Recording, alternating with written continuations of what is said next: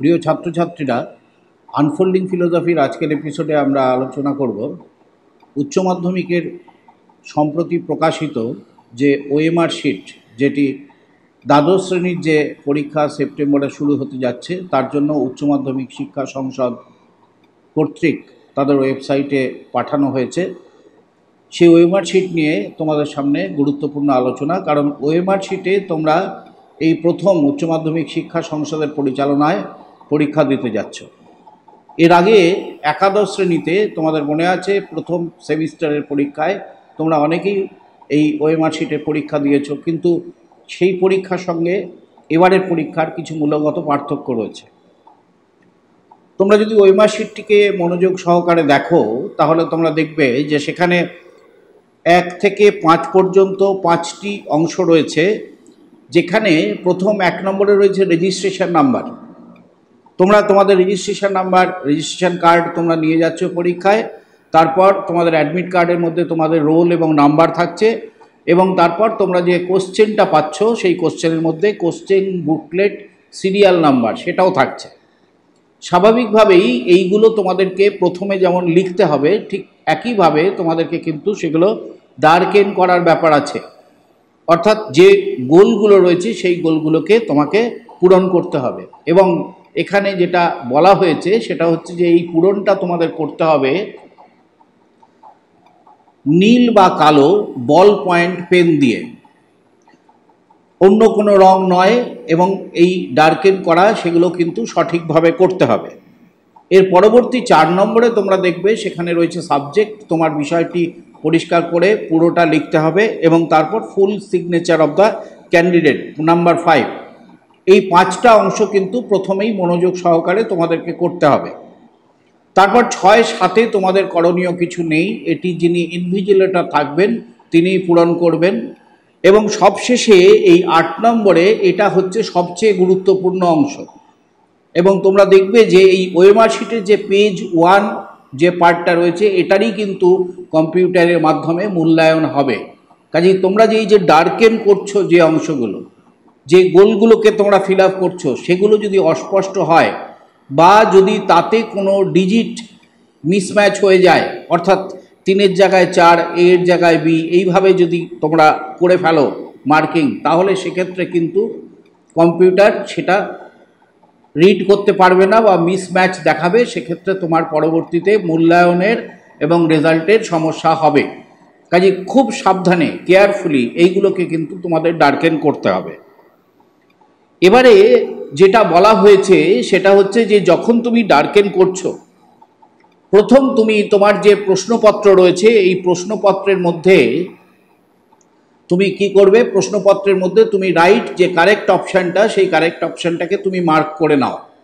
Mark করে নেবার পর তার পরবর্তীতে তুমি এই যে অ্যান্সার ওএমআর শিট বা লাস্ট পার্ট 8 নাম্বার 8 তাতে তুমি হাত দাও। এবং সেক্ষেত্রে কিন্তু আর বিকল্প কোনো, একবার যদি কোনো ভুল হয়ে যায়, ভুল করে তুমি যদি ডার্কেন করে ফেলো, তাহলে সেক্ষেত্রে কিন্তু আর সেটাকে সংশোধন করবার কোনো জায়গা নেই।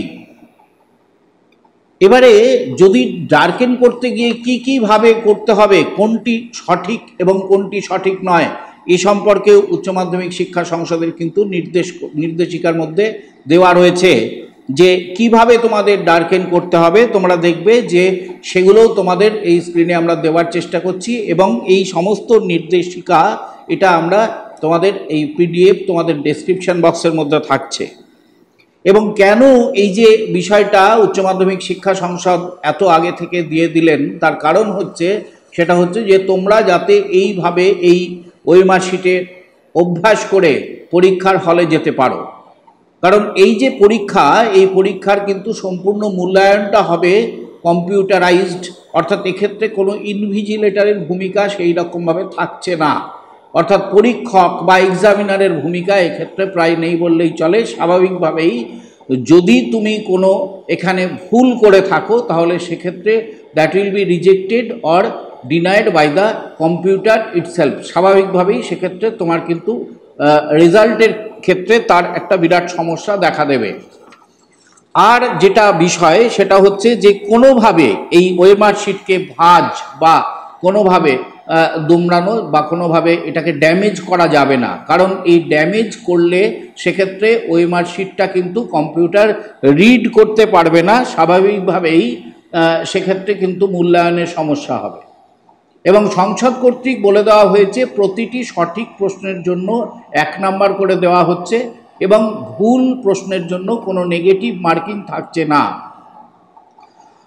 এবারে আর একটা বিষয় সেটা হচ্ছে যে যখন তুমি একটা অপশানকে ফিল আপ করলে তোমার যদি মনে হয় যে সেটা কারেক্ট অপশান নয়, অন্য আরেকটা অপশান কারেক্ট অপশান, কিন্তু সেক্ষেত্রে আর দ্বিতীয় কোনো ভাবনা চিন্তা করবার জায়গা নেই। সেই ক্ষেত্রে তোমাকে কিন্তু করবার আগে তোমার ভাবনা চিন্তাটাকে স্পষ্ট করে নিতে হবে এবং সেজন্যই বলা হচ্ছে যে তোমরা আগে অ্যান্সার কোশ্চেন বুকলেটের মধ্যে তোমরা কিন্তু এইটাকে আগে মার্ক করে নাও এবং খুব কেয়ারফুলি এগুলোকে চিহ্নিত করো এবং কেয়ারফুলি সেগুলোকে ডার্কেন করো, যাতে কোনো রকমভাবে এই ডার্কেন করা অংশ তোমার এই গোলের বাইরে না যায়, কোনো অংশ বেশি স্পষ্ট কোনো অংশ বেশি অস্পষ্ট এই রকম না হয়, সঠিকভাবে যেন ডার্কেন করা যায়, ডার্কেন করা থাকে, যাতে কম্পিউটারের সেক্ষেত্রে মূল্যায়ন করতে গেলে কোনো অসুবিধা যাতে না হয়।